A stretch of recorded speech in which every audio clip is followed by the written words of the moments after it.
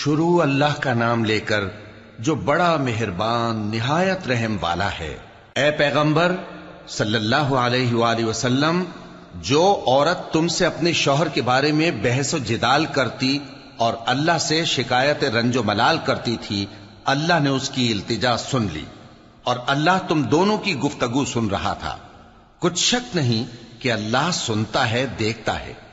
جو لوگ تم میں سے اپنی عورتوں کو ماں کہہ دیتے ہیں وہ ان کی مائیں نہیں ہو جاتی، ان کی مائیں تو وہی ہیں جن کے بطن سے وہ پیدا ہوئے۔ بے شک وہ نامعقول اور جھوٹی بات کہتی ہیں، اور اللہ بڑا معاف کرنے والا ہے، بخشنے والا ہے۔ اور جو لوگ اپنی بیویوں کو ماں کہہ بیٹھیں پھر اپنے قول سے رجوع کر لیں تو ان کو قربت سے پہلے ایک غلام آزاد کرنا ضرور ہے۔ مومنو، اس حکم سے تم کو نصیحت کی جاتی ہے اور جو کچھ تم کرتے ہو اللہ اس سے خبردار ہے۔ اب جس کو غلام نہ ملے وہ قربت سے پہلے لگاتار 2 مہینے کے روزے رکھے، پھر جس کو اس کا بھی مقدور نہ ہو اسے 60 محتاجوں کو کھانا کھلانا چاہیے۔ یہ حکم اس لیے ہے کہ تم اللہ اور اس کے رسول کے فرما بردار ہو جاؤ، اور یہ اللہ کی حدیں ہیں، اور نہ ماننے والوں کے لیے درد دینے والا عذاب ہے۔ جو لوگ اللہ اور اس کے رسول کی مخالفت کرتے ہیں وہ اسی طرح ذلیل کیے جائیں گے جس طرح ان سے پہلے لوگ ذلیل کیے گئے تھے، اور ہم نے صاف صاف آیتیں نازل کر دی ہیں، اور جو نہیں مانتے ان کو ذلت کا عذاب ہوگا۔ جس دن اللہ ان سب کو جلا اٹھائے گا تو جو کام وہ کرتے رہے ان کو جتائے گا۔ اللہ نے وہ سب کام لکھوا رکھے ہیں اور یہ ان کو بھول گئے ہیں، اور اللہ ہر چیز سے واقف ہے۔ کیا تم کو معلوم نہیں کہ جو کچھ آسمانوں میں ہے اور جو کچھ زمین میں ہے اللہ کو سب معلوم ہے؟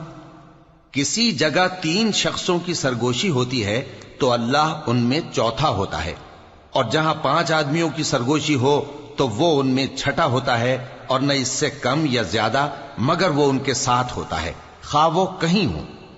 پھر جو جو کام یہ کرتے رہے ہیں قیامت کے دن اللہ سب ان کو بتائے گا۔ بے شک اللہ ہر چیز سے واقف ہے۔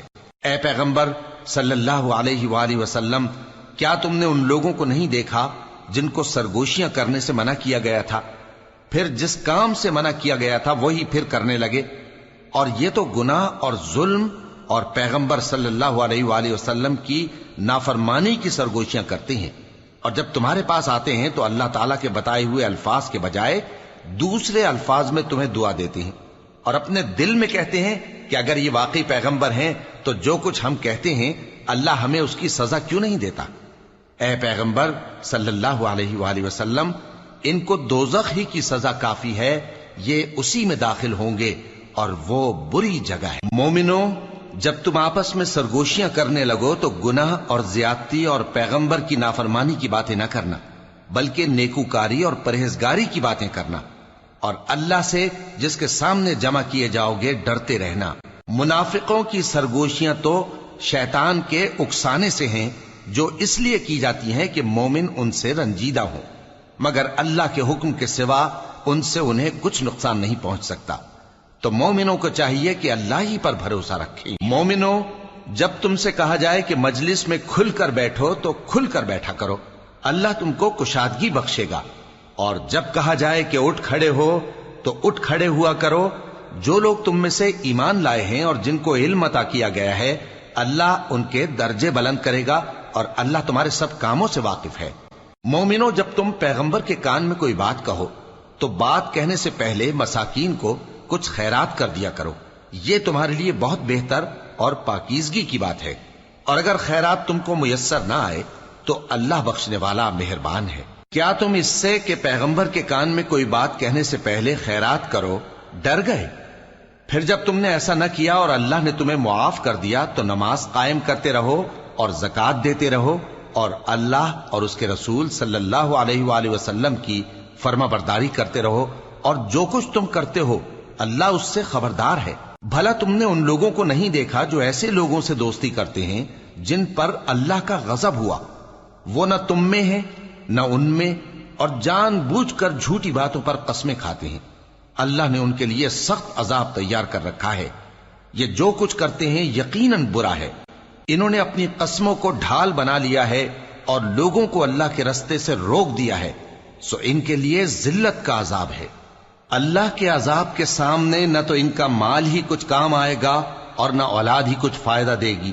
یہ لوگ اہل دوزخ ہیں، اس میں ہمیشہ جلتے رہیں گے۔ جس دن اللہ ان سب کو جلا اٹھائے گا تو جس طرح تمہارے سامنے قسمیں کھاتے ہیں اسی طرح اس کے سامنے بھی قسمیں کھائیں گے اور خیال کریں گے کہ ایسا کرنے سے کام چل جائے گا۔